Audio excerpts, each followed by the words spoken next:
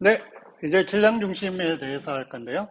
로 x, y, z가 밀도겠죠. 밀도는 똑같이 리미트 어, 델타 v분의 델타 m, 델타 v가 0으로 갈 때.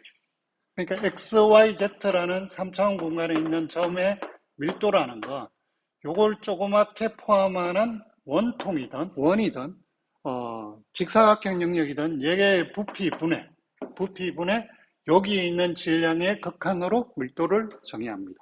이건 평면에 있던 밀도를 정의하는 방식하고 똑같습니다. 그죠? 네. 원래 3차원 공간에서 밀도가 엄밀한 의미로 맞겠죠. 그죠?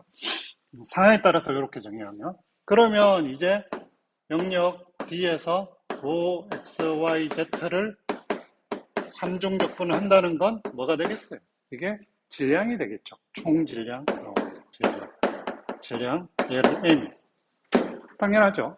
그런데 이 영역, 예를 들면 이렇게 뚱뚱하게 돼서 이렇게 혹은 이렇게 뚱뚱한 이 D, 입체의 영역에서 밀도가 주어졌어요. 얘의 무게 중심을 찾고 싶어. 질량 중심을 찾고 싶어. 질량 중심을 찾는 방법은 질량 중심의 X좌표, 질량 중심의 Y좌표, 질량 중심의 Z좌표는 이렇게 정의가 됩니다. M, 전체 질량분의 삼중적분 X로의 dV적분을 합니다. 우리 책에서는 얘를 뭐라고 정의했냐면 모멘트라고 정의해서 얘를 MYZ라고 합니다. 그 다음에 얘도 어떻게 되냐면 얘도 전체 질량분의 삼중적분 Y의 로 dV. 로는 XYZ에 관한 함수입니다. 그 다음에 얘는 똑같이 M의 삼중적분 D 영역에서 Z의 로 D 삼중적분 이렇게. 그래서 책에서는 얘를 Y 빼고 MXZ라고 하고 얘는 Z를 뺐으니까 얘는 MXY라고 이렇게 표기를 하고는 있습니다. 이렇게 정의하면 그냥 질량 중심의 좌표를 구할 수 있습니다. 모르면 그냥 외우시면 되고 이거의 의미를 살짝 이야기한다면 이런 식이 됩니다. 뭐 어떤 의미가 되냐면 3차원 공간에 유한계의 질량이 흩어져 있다고 생각해 보시죠. M1부터 NK까지. 그죠?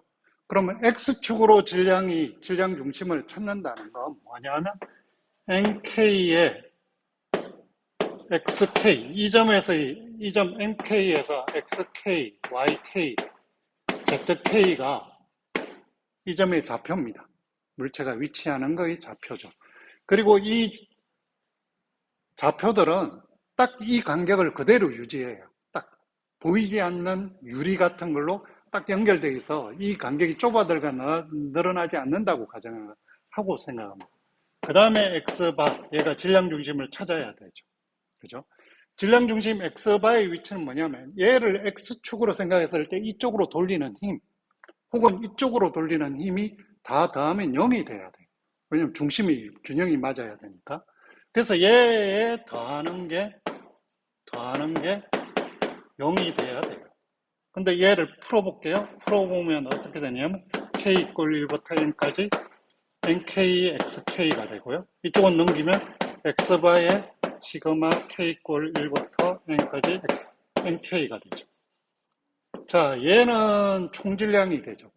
총질량이 되고 얘는 x를 곱해서 nk를 곱하잖아요. 그죠? 그래서 서메이션 하죠.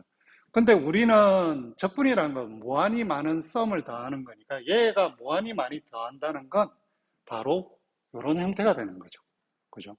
x를 곱해서 로우를 하면 x 곱하기 질량 곱한 형태가 얘가 되고요.